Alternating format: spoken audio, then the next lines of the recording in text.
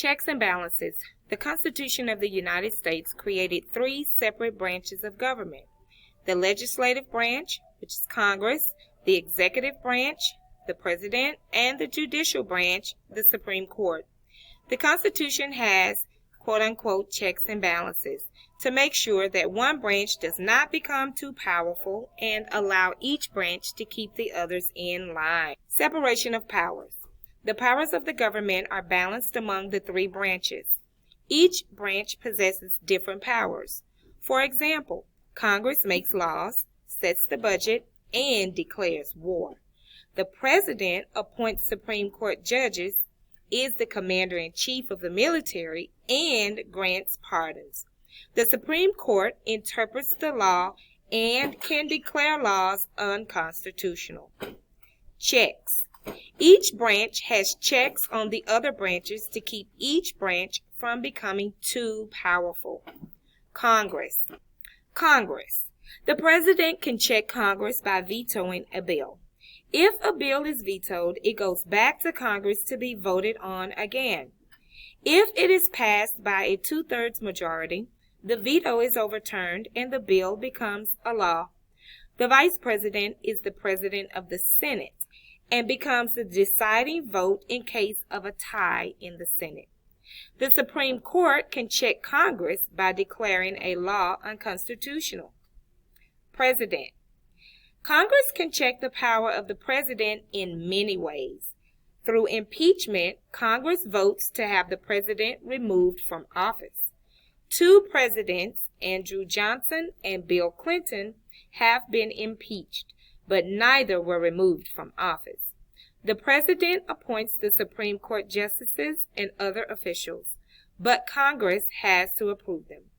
Generals and admirals of the U.S. military are appointed by the President and approved by the Senate. The Supreme Court checks the President by declaring executive orders as unconstitutional. Courts. Congress can check the power of the courts through impeachment. They can vote to remove judges from office. Many more judges have been impeached than presidents. The President checks the court's power by appointing new judges. The Supreme Court's power can swing dramatically with a single appointment. Congress plays a part in this check because they have to approve the President's appointment. Now, when it says appointment, that means that is the person that the President is nominating or presenting to Congress to take a spot on the Supreme Court. If you notice here, there is a graphic. It says that the executive branch enforces the law, the legislative branch writes the laws, and the judicial branch interprets the laws. Okay?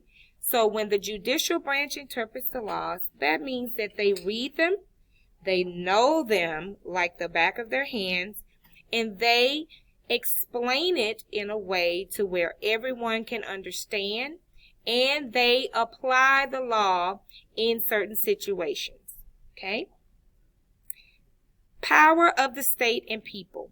The Constitution's 10th Amendment says the powers of the United States government are limited to those in the Constitution. Any other powers are kept by the states and the people. This enables states and the people to keep the federal government's power in check through the Constitution. Now you are at the portion of the video where you are ready to work on showing what you've learned.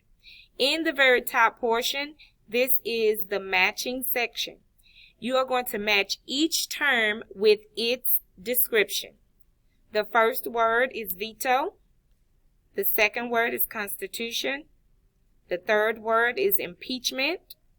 The fourth word is justices. The fifth word is executive. The sixth word is judicial. The seventh word is military. The eighth word is legislative. The ninth word is unconstitutional. And the 10th word is Congress. This particular section of your response sheet is multiple choice, and it says choose the best answer. Number 11 says The Constitution has, quote unquote, checks and balances to make sure that one branch does not become too powerful and allow each branch to keep the others in line. What is the best meaning of the line in the quote? A, long narrow mark. B, length of cord. C, a boundary. Or D, wrinkle. Number 12. How can a bill become a law even if the president vetoes it? A, 2/3 of Congress approves the bill. B, they vote the executive order unconstitutional. C, the president makes changes to the bill. Or D, Congress makes changes to the bill. Number 13. What is a way the judicial branch checks the executive branch? A, the president appoints Supreme Court justices. B, the vice president is the president of the Senate and becomes the deciding vote in the case of a tie in the Senate. C, the president appoints the Supreme Court justices and other officials, but the Congress has to approve them. Or D, the president can veto a bill approved by Congress. Number 14. How is the federal government's power kept in check by the states? A, the states can overturn federal laws. B, the states do not have to follow federal laws. C, the states can determine a law is unconstitutional. Or D, the federal government is limited to the powers that are in the Constitution. So that wraps up the questions that you are being asked to respond to about the checks and balances. I would suggest that you go back and reread the text because we know that good readers read more than one time. These answers are text dependent, meaning that the questions are text dependent, meaning that the answers are included in the text. You're going to record your answers inside of the text box. Make sure that you title the text box checks and balances and you number 1 to 14, and you just simply write the letter of your answer choice next to the number.